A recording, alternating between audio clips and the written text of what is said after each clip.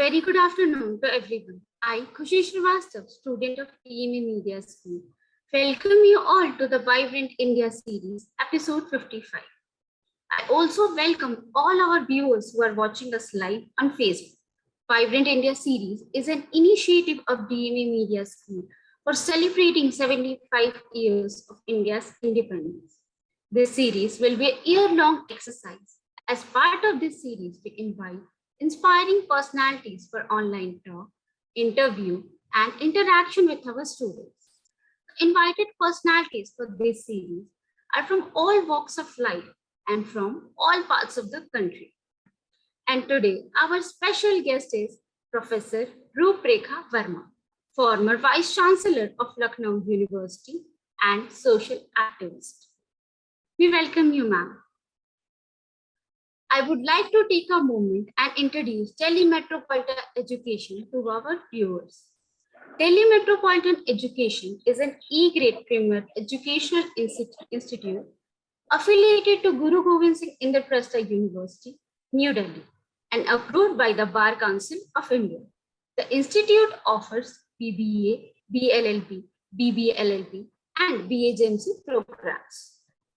DME believes in imparting world-class education to its students while training them to develop and enhance their skills. This education and training enables them in taking up challenges of the industry and creating a space for themselves with their competence and rigor. DME is one of the most promising media institutes in the country. It offers BA in journalism and mass communication. It is recognized as a school focused on the growth of its faculty and students through academic and co-curricular activities. Major flagship events and initiatives of the school include BG Varghese Lecture Series, Peer-to-Peer FDP, International Film Festival CP, International Conference ICANN, and VRITIC, Convention of Media Students, and newly added in the list is VIS, Vibrant India series.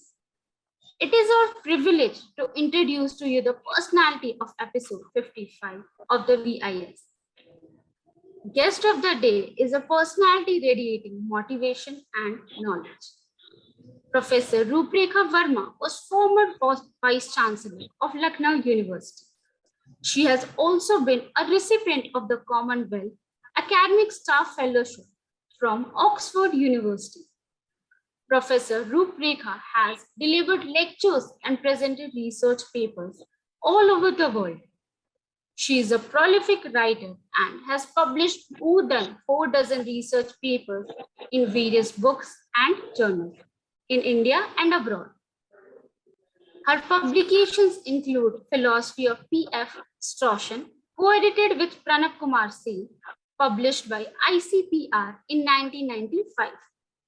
Professor Verma has academic interests in philosophical logic and epistemology, social philosophy, philosophy of mind, and metaphysics.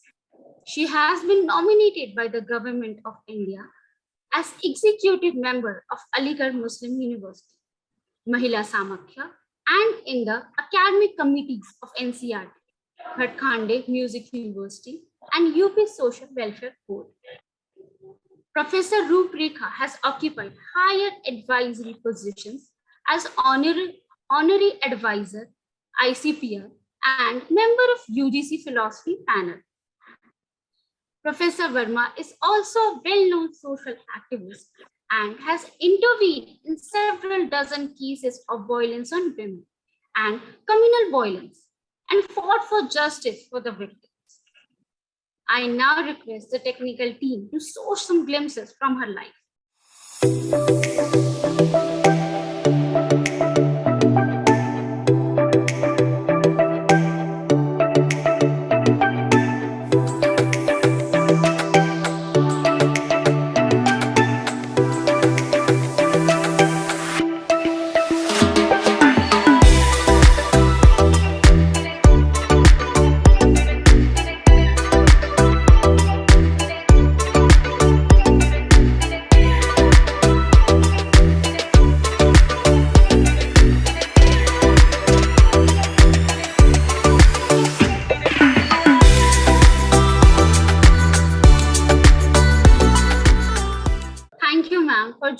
us today. It is indeed an honor to host you.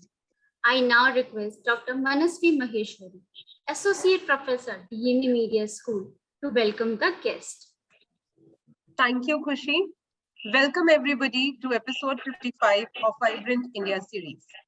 We launched this digital program in 2021 on August 9 on the anniversary of the Quit India movement, and we presented episode 50 of this program this year on August 15 when India celebrated its 76th Independence Day. Vibrant India series is an initiative of DME Media School, Delhi Metropolitan Education. It is an online series to get inspiration from distinguished personalities. This program has been conceptualized and created by Professor Amrit Saxena. Vibrant India series is a tribute to all those people who have made supreme sacrifices for the independence of our motherland. This program is a part of Azadi Ka Amrit Mahotsav, a celebration on India completing 75 years of independence. Here is an account of eminent personalities who have graced the VIS during last 1 year. There were 8 personalities from Defense Forces who have participated in VIS till date. These personalities belong to the Indian Army, Air Force, and BSF. These include Lieutenant General Sanjay Kulkarni, Lieutenant General Vinod Bhatia, Dr. Brigadier P.K. Saxena, Professor Colonel R.K. Durgan, Captain Dharamveer Singh, Group Captain Ashok K. Chordia, and Mr. Virendra Kumar Gaur from BSF. This list includes a woman as well, Squadron Leader Prerna Chaturvedi. 5 personalities from the education sector comprising education planning, teaching, and research have participated in VIS. These include Professor Ujjwal Chaudhary, a global educational visionary, Professor K.G. Suresh, journalist turned education administrator, Dr. Nakul Parashar, Dr. Saurabh Ghosh, Dr. Sandeep Kumar, an AI expert in IIT Delhi. 4 personalities from journalism, broadcasting, and entertainment sector have joined the VIS. 2 senior journalists, Mr. Rajesh Badal and Mr. Shambhu Nath Shukla, have graced this program. From the social sector, 9 personalities, including 8 women, have participated in VIS. These include Dr. Monisha Behel, who is working in the Northeast, Dr. Mridula Tandon, a medical doctor working with children, Dr. Mridula Seth, an educationist working on mental health, Ms. Tripti S. Singhal, an entrepreneur and success coach, Ms. Vibha Lakira, a social activist, Ms. Bavareen Kandhari, an environmental activist, Dr. Meenu Walia, a known oncologist, and Dr. Ms. Meenakshi Gupta, the co-founder of Guj. Padam Shri Jitendra Singh Shunti, a founder of Bhagat Singh Seva Dal and a Corona warrior, has also graced VIS. 7 personalities belong to art, theatre, and literature have participated in VIS. These include Dr. Sachidanand Joshi from Indira Gandhi National Center of Arts, Mr. Arvind Gaur from Asmita Theatre Group, Mr. Lakshmi Shankar Vajpayee, an eminent poet and broadcaster. 2 personalities from field of law and human rights have graced the VIS. These include Professor Manoj Kumar Sinha, Director, Indian Law Institute, Ms. Jyotika Kalra, women rights activist and member of NHRC. 15 women have participated in 54 episodes of VIS. I have already mentioned about 8 women working in health and social sector. I also want to make a mention of Ms. Indrani Singh, a pilot, Ms. Pallavi Faujdar, an adventure motorcyclist, Ms. Sachi Soni, a mountaineer, Ms. Saloni Sacheti, an entrepreneur in the Forbes list, and Ms. Vandana Mahajan, who is cancer survivor and a cancer coach. 3 police officers have also participated in VIS so far. The 3 senior IS officers have also graced the VIS. These include Mr. Ashok Pradhan, IS retired and Director, Bharatiya Vidya Bhavan, Delhi Kendra, Mr. Vimal Julka, who has served as Secretary in Information and Broadcasting Ministry and Chief Information Commissioner, Mr. DJ Narayan, who has a unique blend of bureaucracy, art, and music, Mr. S.P. Rawal, author and philanthropist, Mr. Agustin Veliar, communication specialist from UNICEF, Sufi Sayyid Ajmal Nizami, custodian of Sufi Dargah Nizamuddin Aulia, Mr. Balendra Sharma Dadish, Director, Local Languages and Accessibility in Microsoft, and Mr. Satish Saxena, an accomplished runner, mental health expert, and blogger, and poet, have also participated in VIS. Today, in episode 55, we have with us amazing personality, Professor Roop Rekha Verma, a social activist and former Vice Chancellor of Lucknow University. We welcome you, ma'am, in the episode 55 of Vibrant India series. Welcome you all. Thank you, ma'am, for listing out the galaxy of experts we have hosted till now in VIS. I now request Dr. Amrit Saxena, Dean DAV Media School and originator and ideator of VIS, to take the program forward. Thank you, Kushi. So it's a matter of great pleasure that we have today Professor Roop Rekha Verma with us. And as already been told regarding the format and all about this whole program, this is the basic objective is basically to get the motivation for the students because that is something which is really desired in today's time. In any educational institution, in fact, that's the prime objective of all educators to take care of this aspect.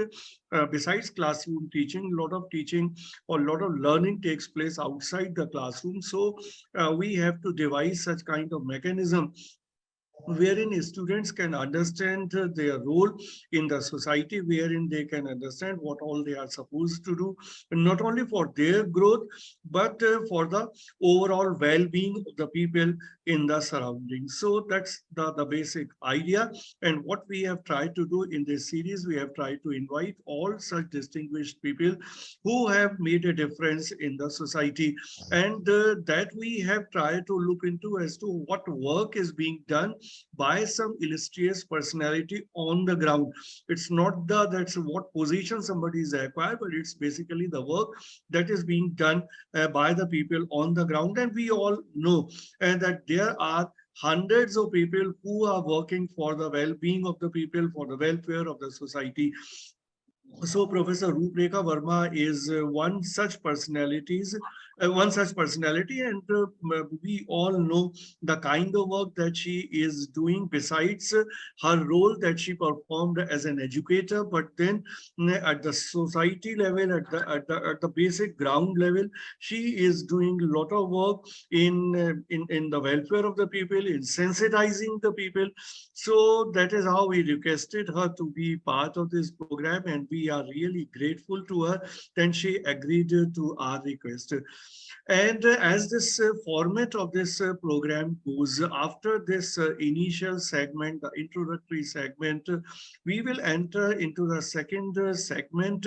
And Professor Verma, as if I can tell you as to what all is there in the second segment, we will request you to narrate your life journey to us. And again, the objective is that if something is coming from you that's more credible, that's more reliable, and we will request you to narrate all such incidents, all such things which would have happened in your life, which were difficult phases also in your life, the challenges that you would have faced, but how you overcome all such things and how you created a space for yourself wherein whatever you wanted to do, you could do it for the society. And then thereafter, we will be asking you certain questions. I will be initially put up certain queries wherein I will request you to elaborate on whatever you would have told us in this session, followed by another segment wherein the students and the teachers who are there in this session, they will be invited to interact with you and to put up certain queries to you. And you will be requested to please respond to all that. That's all about the format of the program. So without wasting further time, and we are ready to listen to whatever you have done and then to get inspiration from your life and your journey. Thank you. Professor Verma. Thank you very much, Dr. Saxena. Thanks very much for giving me space to be with you and your group, especially the young friends in whose hands now the world is, including our nation. So salute to these young people. Let me clarify that I have nothing very dramatic to report about my life. As it happens to every individual, one is a product of one's time and limited by his or her times, and also expands as per the times allow in one's life. Seeing my age, you can guess what time of development I must have spent the most creative period of my life. I was, I have my childhood memories from a very small city, although it was a district city, but it was very small. 1950s to 1950s is the period of my the young memories. That was the time when growth was very little, development was very little. India was a young country, young independent country at that time.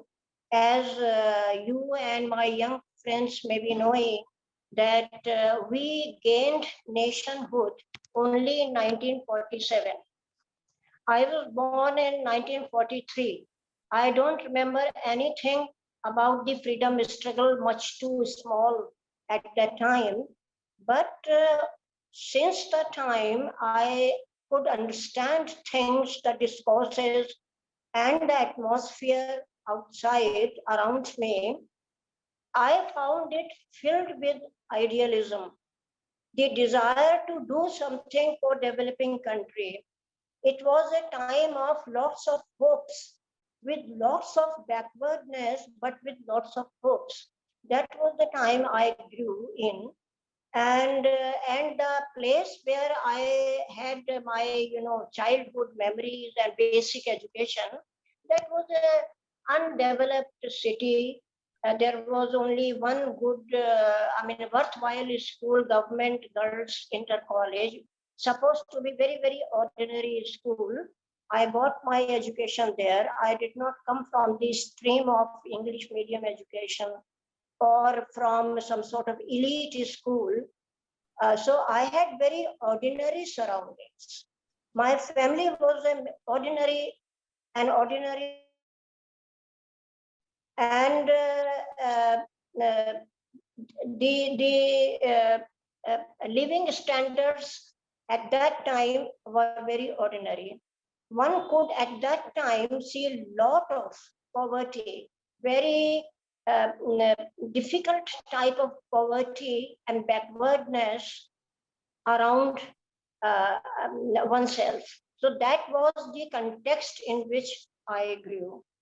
But since the intellectual and discursive atmosphere was full of idealism, along with a lot of backward thinking too, they went side by side. Uh, we gained, each individually picked and chose the guiding principles according to one's own motivation and the surroundings. So instead of going episode wise, that might take very long time and cross the limits of the time you gave. Uh, may I count a few basic points which I learned gradually from my life experiences, and they continue to guide the decisions and courses of my life. If you allow that, I can count about 5 points which influenced me, not all at the same time. Not suddenly ready-made points were not there, but as I grew, I encountered the reality around my life and also had interaction with the good and bad, sad and happy elements in the environment. I ultimately formulated 5 guiding principles. And why, I will, if time permits, I'll explain. One is critical thinking. I was also a mix of, as every individual is, some things every individual accepts just because tradition is with him or her, just because he or she has been told to accept on faith. But gradually, in my early life itself, I was more inclined to critical thinking. That is, one doesn't have to accept things only by faith, but on critical thinking. You ask for the basis. You keep on asking for justification after justification. And then if it stands the scrutiny of reason, then I used to accept. This was the effect of the discourses of that time around me, in my family and around me, and also because of the literature which happened to fall in my hands at that time. Persons like Rahul Sankrityayan, some stories of Premchand, and a lot of historical sociological literature, which I read at the time when I could not understand about a quarter of it, but something went inside.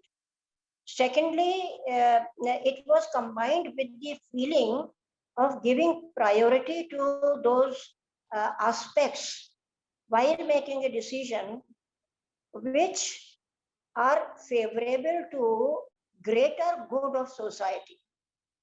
This is the thing which one learns gradually. I also learned it gradually, but my critical thinking helped me to evolve the principle that if you have to take a decision, if you have to take an action, then that action should be preferred, which is not only, beneficial to you, not only it pleases you, but it also enhances the pleasure, happiness of a larger society.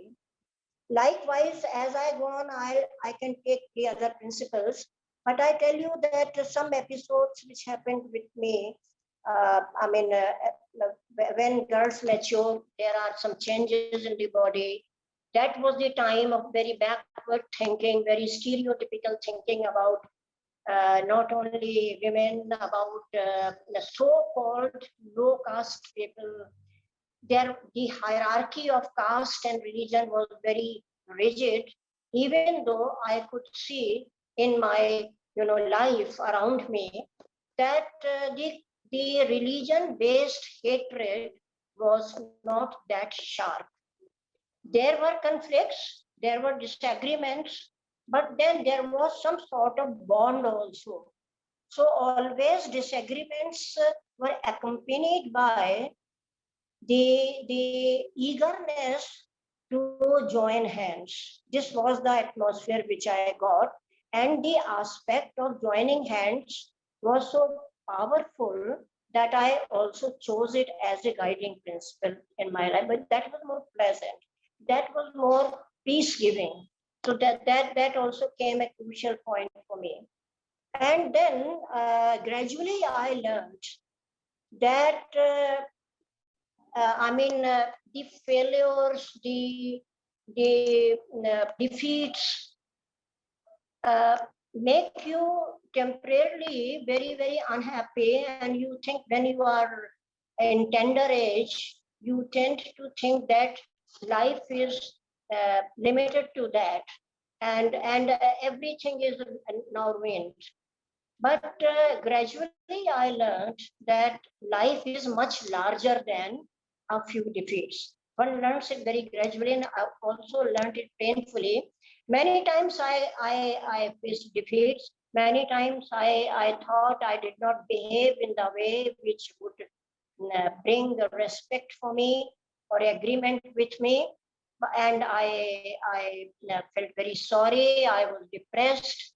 I couldn't do sometimes very well in examinations.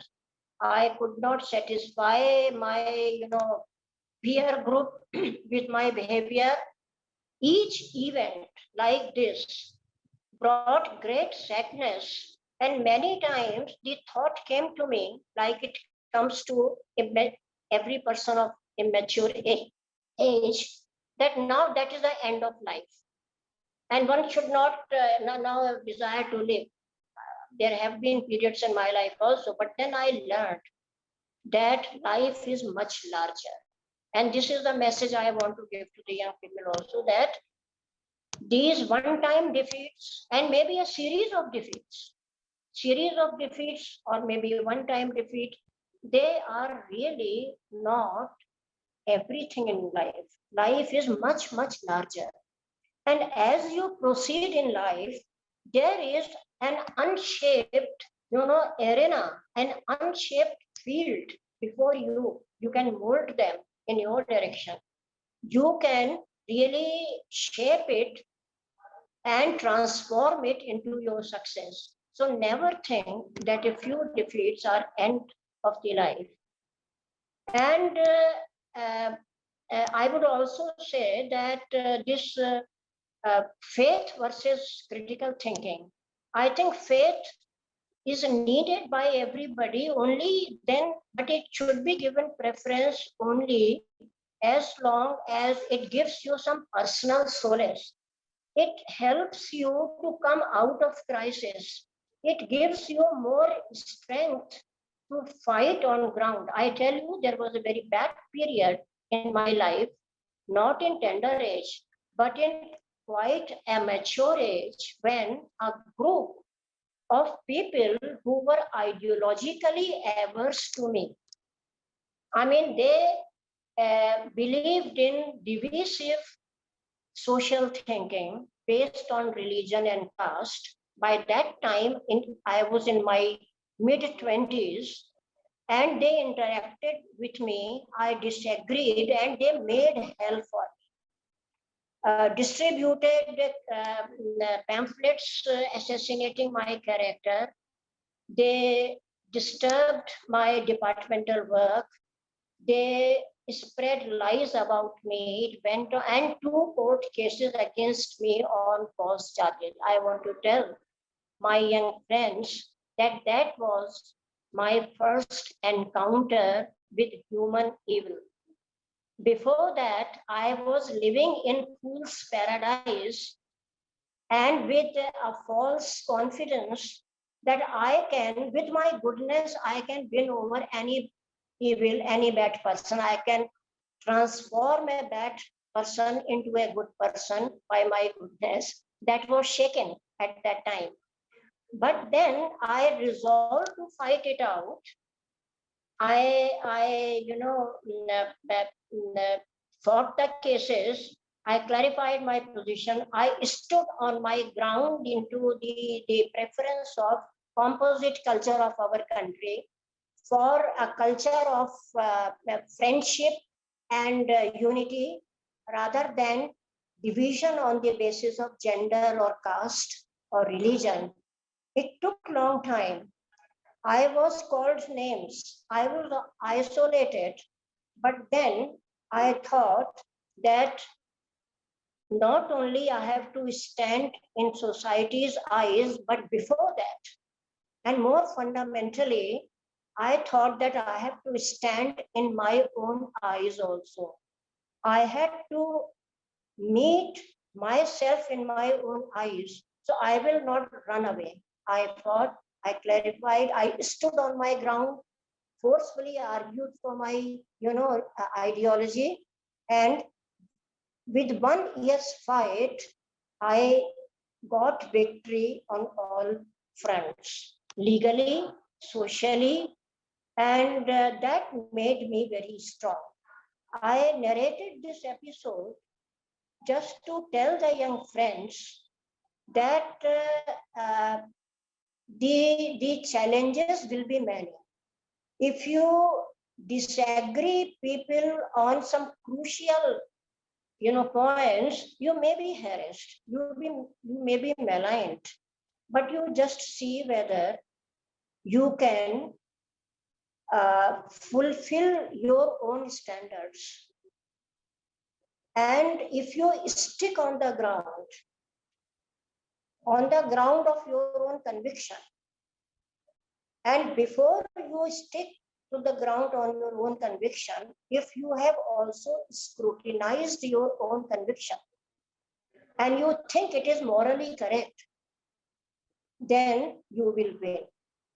The only thing is how long you can stand on the pitch.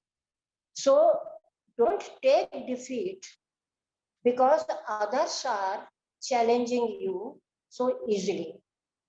But before this, it is very necessary that you scrutinize your own conviction.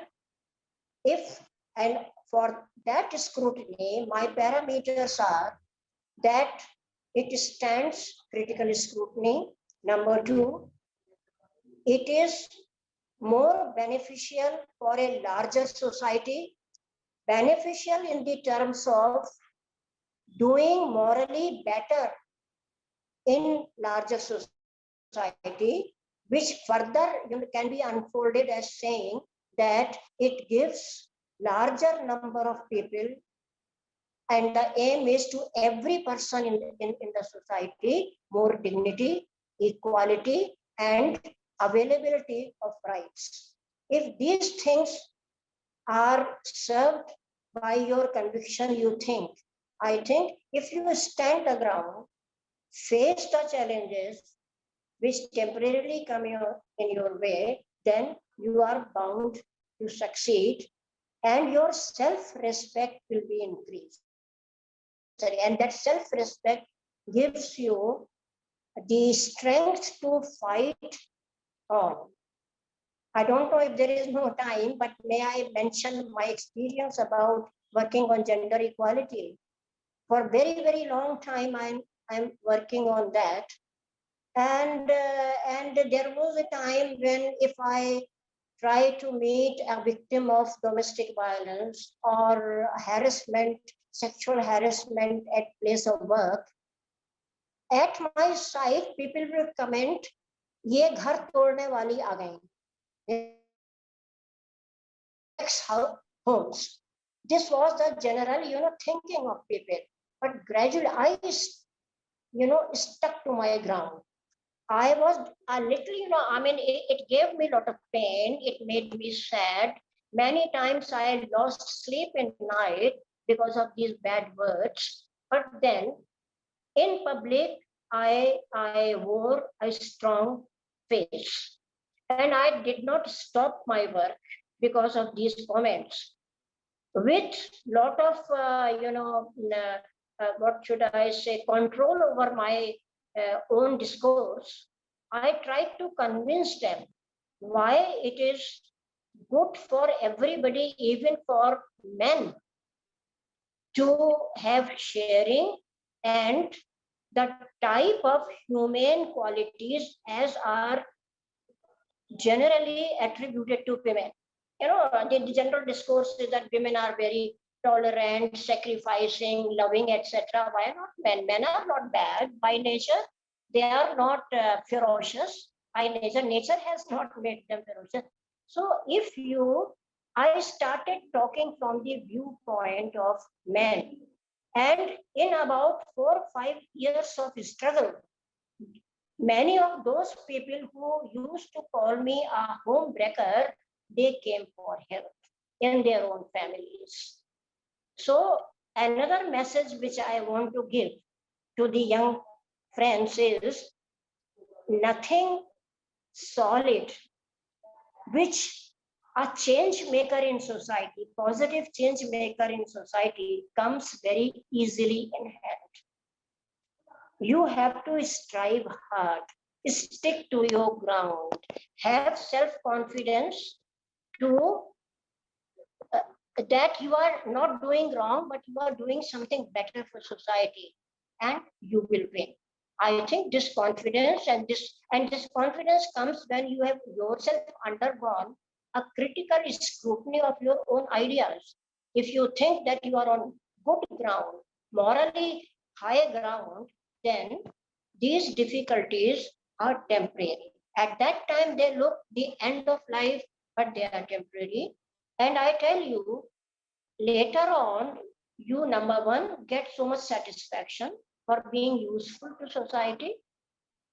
And number two, you got a lot of respect. And also remember that how so large a number of society respects you, there will always be some who are dissenters. That is quite okay. There will always be different views. We should respect that. Not only dissenters, but you will be trolled by some. Don't fear trolling. There will always be this. You can't ever have 100% in your favor. There will be disagreement. There will be haters. Some people will keep hating you because you are disturbing those inequalities. You are moving towards equality, and some people are benefited by inequality, so they will hate you. So have it as a hard fact. Don't worry about it. There I end. Maybe I've taken longer time than desired, and I'll answer questions and things will unfold later on. Yeah, so one thing I would like to ask, the last thing that you were talking about, the gender equality, because this gender equality has also evolved, has undergone certain meanings and interpretations, and nowadays it's not pertaining to women only, it's all about, I mean, all kind of genders. So when we look at the gender equality, if you can suggest that these young people, how they can understand this whole concept of gender equality, and what you would suggest the young people to keep in mind to make sure that the society is taken care of as far as gender issues are concerned. If you can tell us something. Yeah, you see, number one, I must inform very elementary thing that one must be clear about the concepts of sex and gender. Sex is a biological concept, and it indicates certain type of biological structure. So some one type of body is called a male body, another type of body is called female body. Then there are third types of bodies also, which have several varieties within. All these are physiological differences. But what happens generally because of the very old thinking when science was not much developed, somehow we have got to associate with these bodily differences some sociological and psychological features. So, which are unscientifically associated, which are false, and these associations are scientifically wrong. They are not even given by nature or you, God or Allah, whatever you wish to use. So generally we go by very oft repeated beliefs which are handed down to us uncritically by generation after generation. Some concepts are handed down to us and we believe them uncritically. Like women are by nature very loving and soft and sacrificing, service oriented, and you know they don't think about themselves. They are selfless. And with men we associate strength, decision making, fearlessness, and managerial capacity. Intellectuality is generally necessarily associated with men, and emotionality is associated with women. All these associations do not stand the scrutiny either of science or of historical facts. You know, I mean, at the time when women were not allowed to go for education, at that time, despite all that ban, all that limitation, some women secretly studied and they reached great heights. If by nature their intellectuality was undergrown, it was not sufficiently grown, then whatever effort they did, it would not have made them really intellectual. I mean, we are not told the whole history of Gargi and Maitreyi. They all studied secretly, but they became very, you know, knowledgeable. And the story of Kalavati goes that she was a better mathematician than famous mathematician who was his father. And she secretly, you know, learned her father was teaching the students, and she would secretly stand by the side of the window and learn those things. Then she gained so much because she had such intellectual power. Brain was so sharp. She became better than her father. And therefore, when her father wrote a mathematical book in Sanskrit, it's an old time. Then he named it Kalavati. Kalavati was name of his daughter. Then modern times, you see, 19th century, whether it is Savitri Bai Phule and her, her friend, they both started together. Fatima Sheikh and Savitri Bai Phule both started together the school for women, and they both were very great, knowledgeable women. Then Ruqayya Sakhawat of Bengal, and so many. There is a long list of women who became great individuals. And I tell you, when in 1960s, I was in Oxford in a college. At that time, 1960s was a comparatively advanced time. Gender equality was being discussed at that time. The discourse was in air. Even then, a professor of Oxford University wrote an article saying that women can't really be very good in mathematics. Whereas in his own college in Oxford, there was a most famous lady mathematician. So what I want to say is that we are habituated to associate these things, qualities and capacities wrongly without opening our eyes. We don't look at the side also. Who is sitting in front of me? We refuse to see. We keep on repeating what is blindly handed down to us. So scrutinize again. I will invoke that principle. Use critical faculty rather than force. Critical faculty will take you to the justification of justification of justification, and truth comes after this long process. So number one is this, that there are wrong associations. Capacity wise, qualities wise, men, women, and third sex are same. There may be individual differences within men. One may be more inclined to painting rather than science. Within women, one may be more inclined to mechanics rather than arts. And women, some women may be very ferocious and not sensitive at all. So saying that all women are very loving and sacrificing, no, I have thousands of examples of very cruel women. I have thousands of examples of very kind, very sensitive men. So that is one thing. Number two, it depends on the facilities and the occasions given. If level field is not provided, equal level field is not provided to girls and boys. From the very beginning, if girls are asked not to, not to go in the open for games, not to argue much, not to go for technical subjects, and we wash down their enthusiasm, then they will also lose confidence. So it depends on the conditioning which we have. Don't believe that.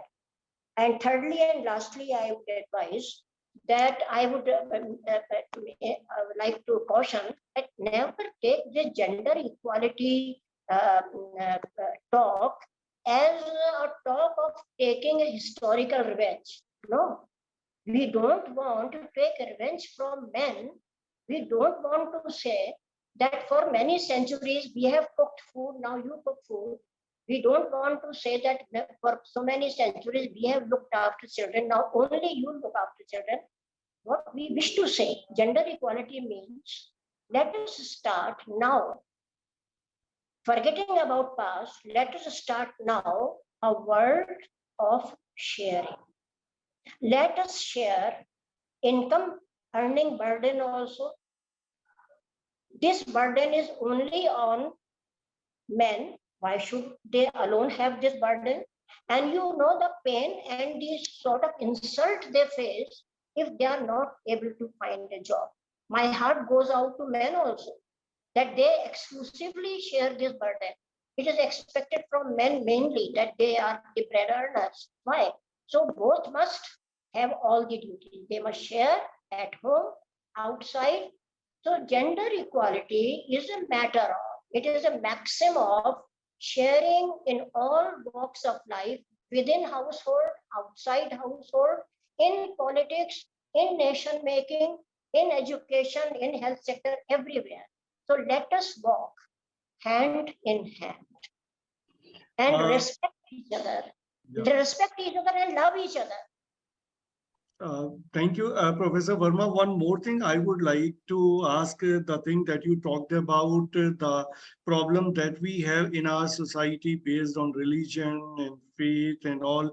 And right from the time of independence till date, more or less the problem has remained there. There may be different phases in the history, but then during last 70 years, there has been no time when there could be a complete harmony in our society, and there are no divisions, as you were also talking about, based on religion and faith. What would you tell us to the young lot, how to address this problem based on religion and faith, and how we can evolve, we can develop as a more coherent society, which is based on inclusiveness, which is based on harmony and fraternity? I think this is an extremely important problem, and we're getting more and more scary day by day on. So, I mean, maybe there is not much time, but briefly, I would like to say that we have to work in twofold ways. On the one hand, we have to have a critical look at religion. We have to modify religion, or let me say, we have to modify our own understanding of religion and see that religion is taken mainly as a source of giving solace in crisis, but it should not be allowed to have larger say in socio-political matters. Socio-political matters should be exclusively decided on the basis of non-religious, criteria, and solely based on human needs. There, and human need is number one, basic needs of people on which every individual has claim. So democracy comes in, not that the upper caste people's needs are more important than the lower caste, so-called lower caste people's needs. Not that men's needs are more important than a woman's needs, which has been the tradition. So we have to delimit the role of religion. Number two, we have to democratize religion also. Well, why should we accept something, even larger details in my life? What sort of cloth I should wear, what sort of things I should wear in my ears, what sort of gamcha I should have. I mean, these are not the things which religion must have a say on. Religion should be something which gives us spiritual solace. It is for our own personal bond between a larger reality, and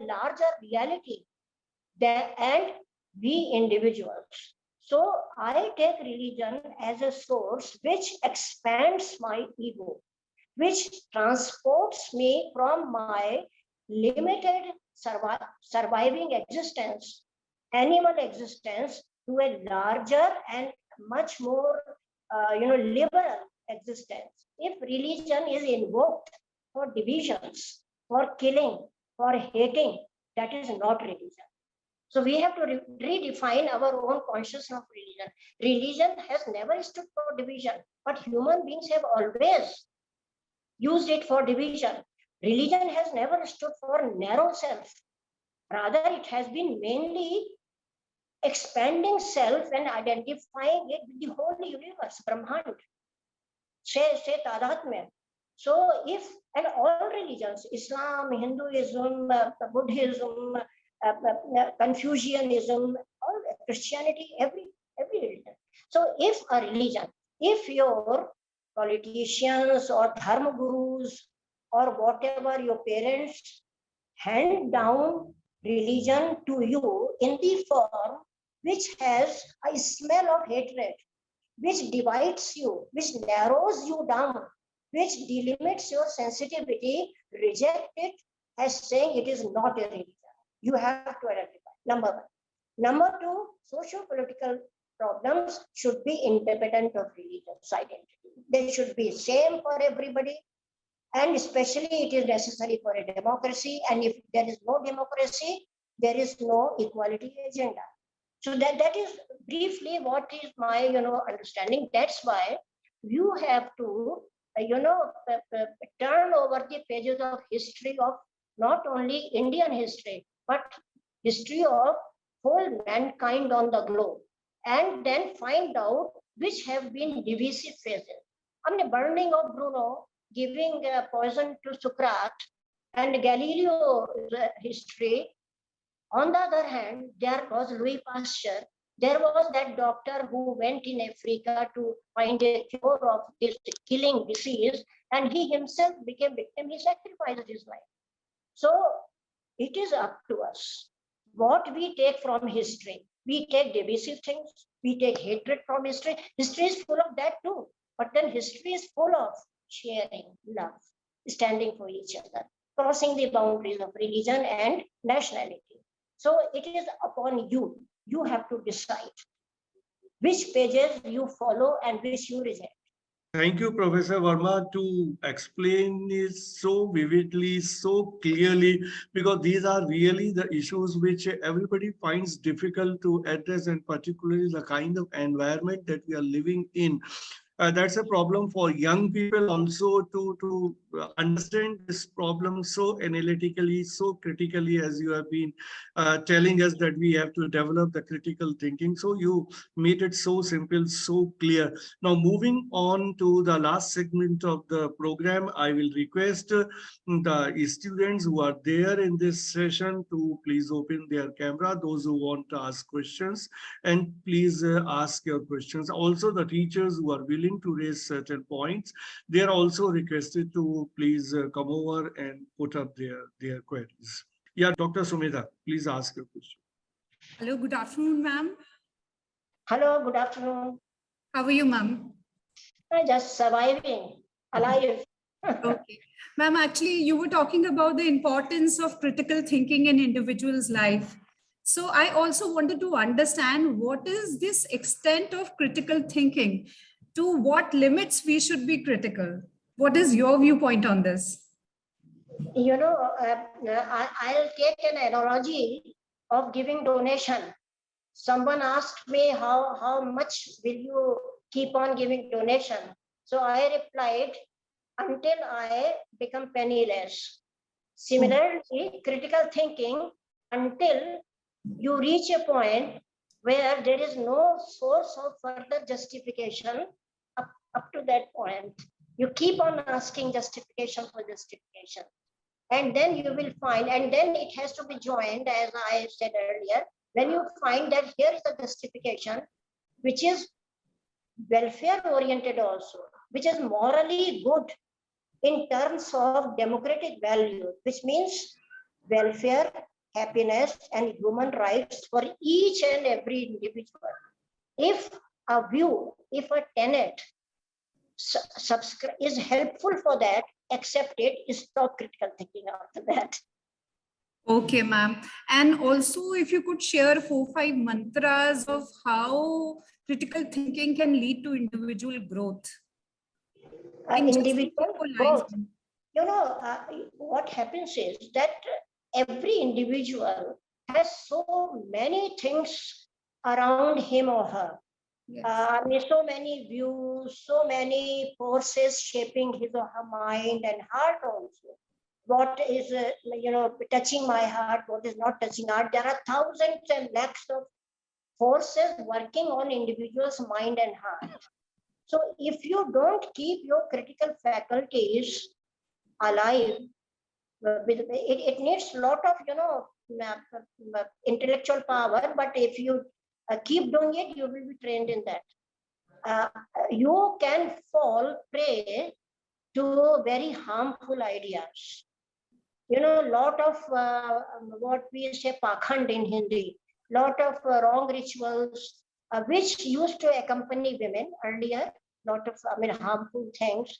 And then going to these Baba sadhus, that is also, part of our belief that they will have some mantra and we keep hearing about these Babas.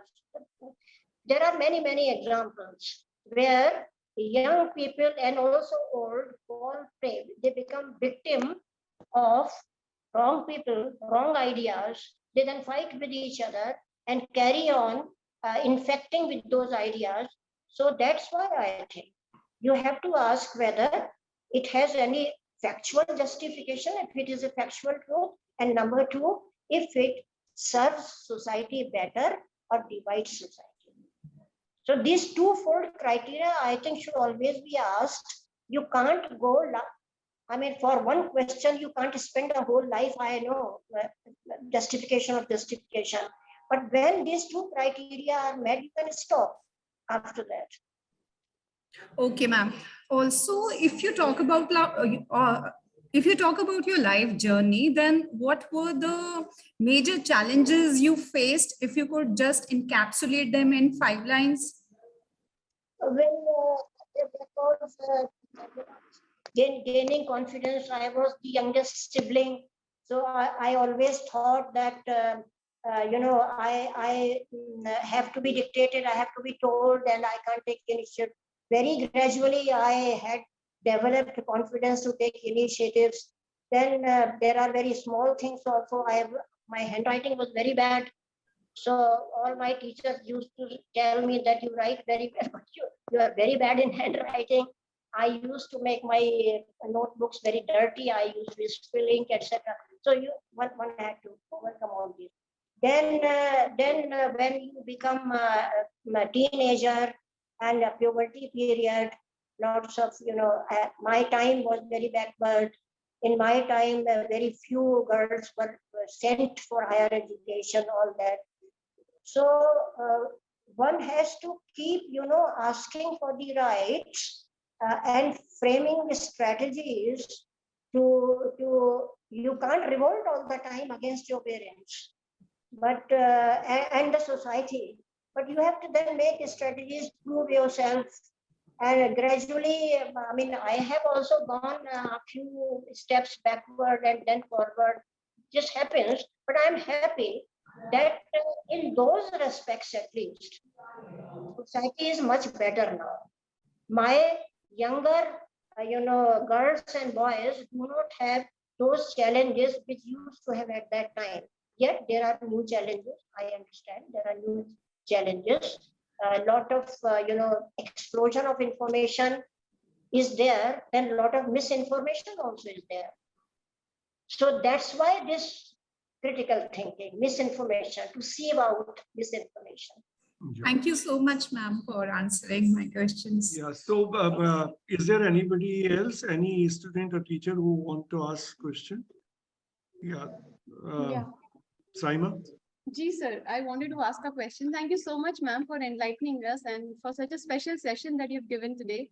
So, like ma'am said and talked about femininity and talked about feminism and talked about gender. So, like Simone de Beauvoir said, that one is not born a woman, one becomes one. So, I would like to talk about the gendered roles. How do we get out of this vicious circle of gendered roles that have been assigned to a particular sex just because of our biological body? So we as common man, you have been doing a lot of work, ma'am, but we or all the students out here in the meeting right now, what would be your advice to them that what should they do to come out of this particular mindset that has been inculcated in us by the society or our heads of the families? How do we change it?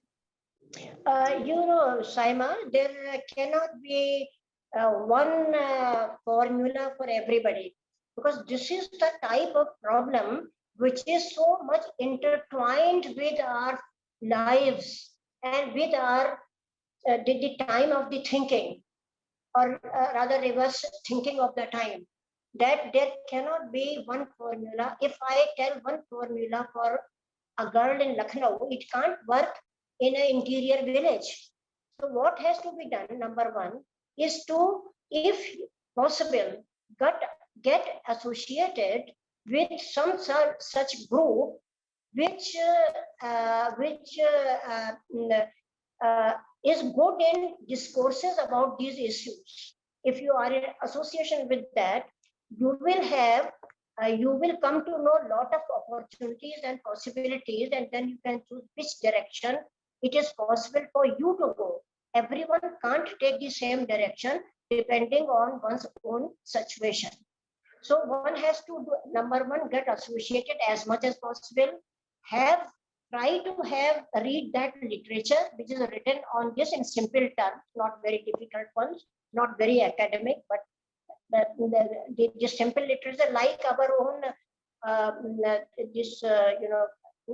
Kamla Bhasin type of person who one can read those things. So a lot of light is thrown on these things. Number three, one has to assess one's own family and social situation. Make a strategy. You can't, raise the flag of revolt all the time within your family and within your school. So you have to gradually, make a strategy that these are the ways I can convince people. These are the liberties. First, these small liberties I should seek and try to have. Then go for bigger liberties. If you suddenly jump on very big liberties, you might fail, and then you will feel sorry and sad. So start with small liberties, break a few small prejudices, and then go on for breaking the bigger bread. Like in my life, I was good in studies, so my parents, sent me outside their own city for study, and there was a lot of murmur about girls being sent to study. Then I proved myself in studies, then they agreed for my research. At one go, I did not have the permission to first go for higher studies, then do research also, and then become teacher also. No, one by one, gradually, step by step, these liberties came in my hand. So that is the idea. And if the young friends try that with good assessment of their situation, I'm sure they will get at least something better than what they are getting now. Very well answered, Professor Verma, because this is really one difficult issue which every young person confronts with, particularly the girls, as to how they can move in life. So this suggestion of yours will definitely be handy for all such people. So closing this session now, I'm really grateful to you, Professor Verma, to be with us and enlighten us on so many difficult aspects of life. And if I am asked to point out two most important things that I also learned from your session, the last thing that you were talking about religion, that religion is for spiritual solace only, and socio-political matters should be decided based on human needs. This is really a guiding light to understand how we should deal with the religion in our society, in our social fabric. Another important thing which draws our attention, which you said about basically the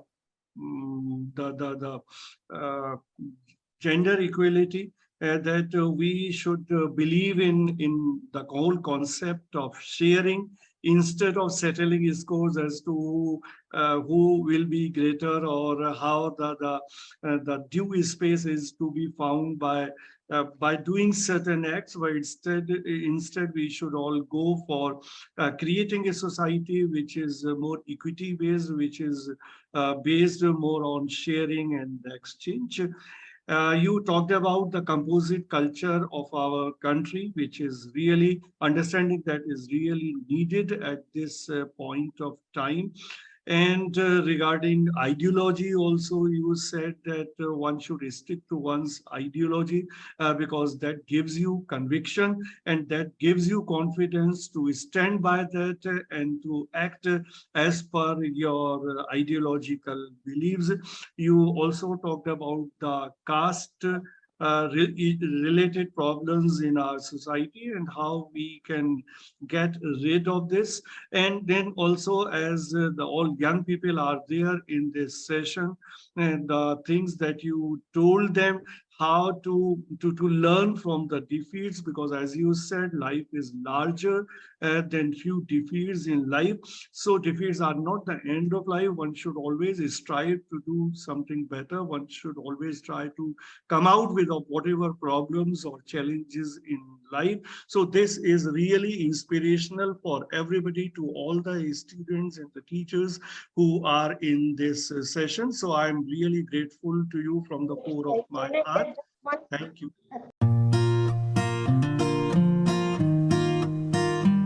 The first impression that comes to our mind about any college: tall buildings, big classrooms, large lobby areas, thick books, IT labs, assignments, class tests, and projects. Nothing besides that. Every hour, minute, second spent here help us carving and shaping our persona, cultivating innovative mindsets for the challenging world. Learning is a lifelong process. Sharing knowledge, inculcating values of life, spark the innovative horizons of mind. Fun and frolic is the nature of every nook and corner here. A daily dose of thrill we are sure to get here.